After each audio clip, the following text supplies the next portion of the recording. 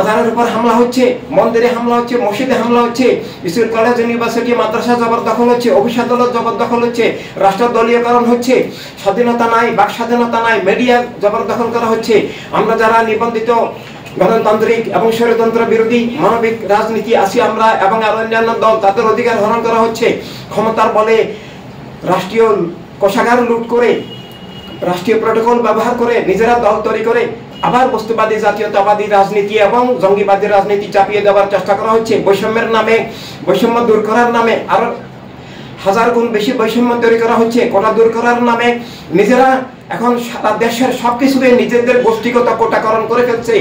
এভাবে ধোঁকা, প্রতারণা, মির্জাফরের শিকার আমরা বাংলাদেশের জনগণ। এখানে সব ধর্মের, সব মতের মানুষগণ। আমাদের ধর্ম, আমাদের জীবন, আমাদের রাষ্ট্র, আমাদের অর্থনীতি, আমাদের সবকিছু এখন ধ্বংসের মুখে।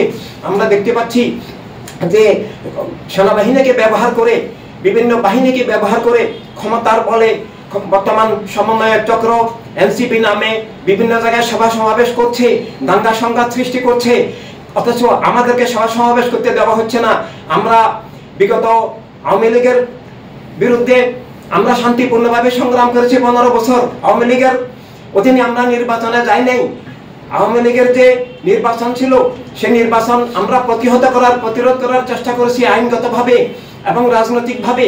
আমরা সুপ্রিম কোর্টে, হাইকোর্টে রিট আবেদন করেছিলাম যেন সেনাবাহিনীর তত্ত্বাবধানে এবং সংসদ ভেঙে দিয়ে সুষ্ঠু নির্বাচন হয়, না হলে আমরা নির্বাচনে যাব না। আমরা ইনসানিয়াত বিপ্লব আওয়ামী লীগের অধীনে নির্বাচন বয়কট করেছি। কিন্তু দেশে যে এই পট পরিবর্তনের পর আমাদেরকে সংলাপে ডাকা হয় না ইনসানিয়াত বিপ্লবকে, দুনিয়ার একমাত্র মানবতা ভিত্তিক রাজনৈতিক দল যেটা সব মানুষের অধিকার স্বীকার করে, যেই দলেই বলেছে রাষ্ট্রসভার, দুনিয়া সভার, সম্পদ সভার, সবার বিশেষ সদস্য নিয়ে চলার দল, একক গোষ্ঠীবাদী স্বৈর রাজনীতি থেকে মুক্তির একমাত্র দল, মানবতার দল, সে দলকেই আজকে কোণঠাসা করে রাখার, দুর্বল করে রাখার চেষ্টা করা হচ্ছে। সভা সমাবেশ বাধা দিয়ে জনগণ থেকে বিচ্ছিন্ন করে রাখার চেষ্টা করা হচ্ছে।